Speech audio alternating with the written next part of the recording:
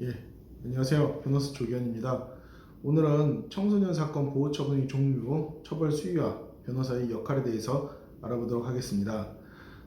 이하에서는 네 가지 목차에 따라서 쟁점을 다루도록 할 것입니다. 첫 번째로는 소년 보호 처분이란 무엇인가, 두 번째로는 보호 처분의 종류, 세 번째로는 분류심사원 위탁의 의미, 네 번째로는 소년 사건에서 변호사의 역할, 이 순서에 의해서 살펴보도록 하겠습니다.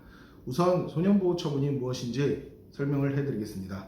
소년보호처분이란 소년 사건의 결과로서 내려지는 일정한 불이익을 의미합니다. 그럼 소년 사건이란 무엇이냐? 미성년자가 범죄를 저지른 경우에 만 14세가 안 되었다면 당연히 소년 사건으로 진행되게 되는 것이고, 만 14세가 넘었으나 검사가 판단하기에 혹은 판사가 판단하기에 일반 성인들에게 적용되는 형사 절차로서 진행하기에 부적절하다면 소년 사건이 진행되게 되는 것입니다.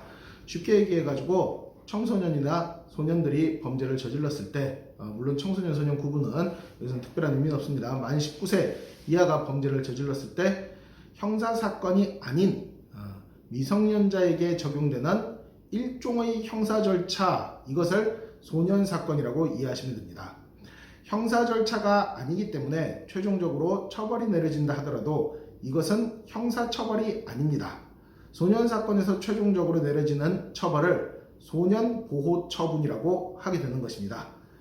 그러면은 소년보호처분의 의미가 정리가 됐죠. 만 19세가 안 된 아이들이 범죄를 저질렀을 경우에 이에 대해서 내려지는 불이익, 이것이 바로 소년보호처분이다.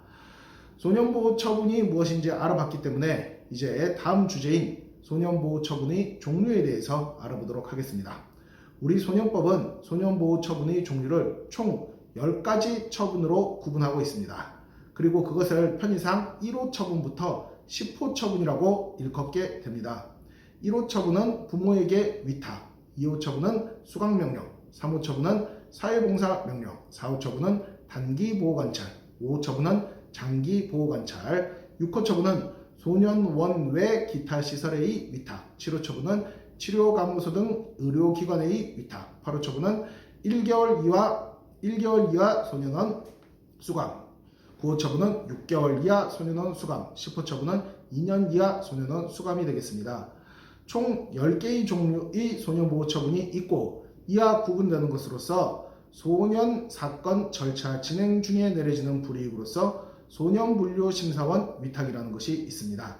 소년분류심사원 위탁은 소년 사건의 종국 결정으로서 내려지는 처분이 아니기 때문에 1호 처분부터 10호 처분 사이에 들어가지 않습니다. 소년분류심사원 위탁이라는 것이 무엇인지는 다음 주제에서 살펴보도록 하고, 여기서는 소년보호처분의 구체적 의미에 대해서 좀 더 상세히 살펴보도록 하겠습니다. 1호부터 10호 처분까지 있는데, 보시다시피 1호 처분부터 5호 처분까지는 비수감형 처분입니다. 어디에도 종국 결정으로서 갇히지 않는다라는 것이죠. 4호 처분이나 5호 처분 보호관찰은 어디에 갇히는 것이 아니라 사회 내 처우로서 사회에 범죄를 저지른 소년을 풀어놓고 국가가 보호하면서 관찰을 한다는 의미입니다. 실무적으로는 준법지원센터라고도 불리는 보호관찰소에 한 달에 한 번 정도 출석하여서 본인의 상황에 대해서 담당 보호관찰관에게 설명하고 재범 위험성이 없다는 것을 인지시키는 그런 절차를 꾸준히 진행하게 되는 것입니다.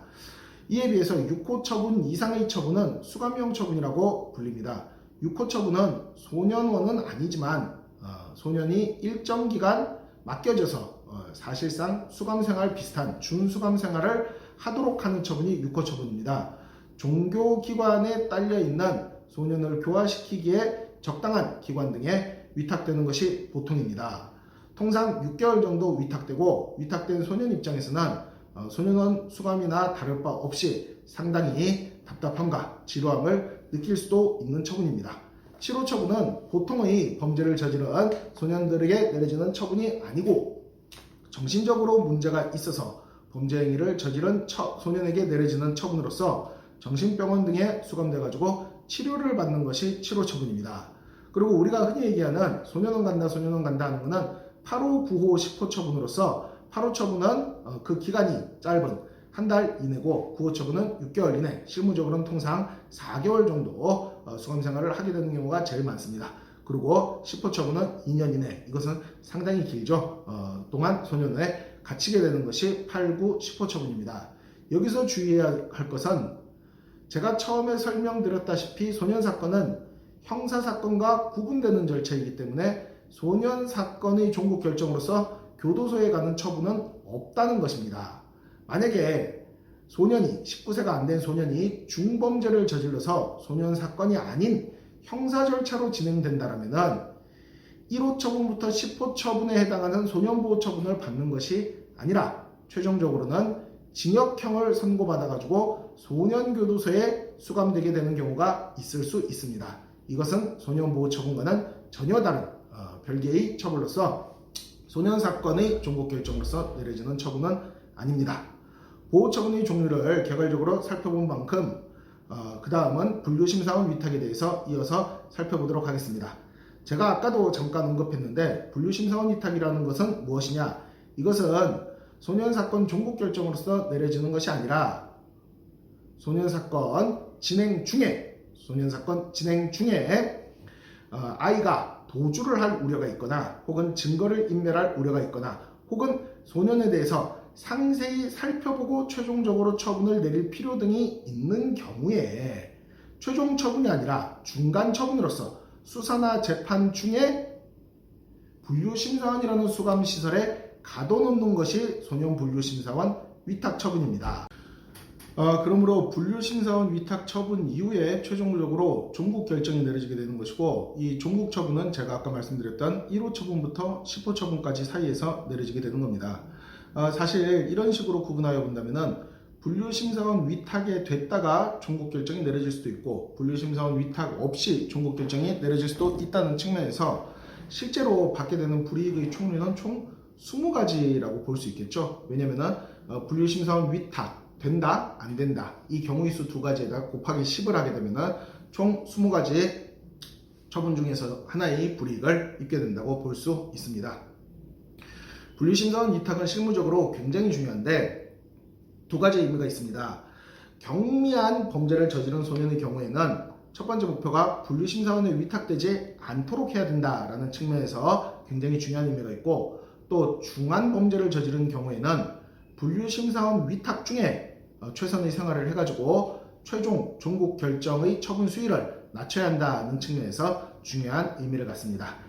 그러므로 이제 이어서 마지막 쟁점인 소년사건에서 변호사의 역할에 대해서 살펴보도록 하겠습니다. 소년사건에서 변호사가 어떤 역할을 수행하게 되냐?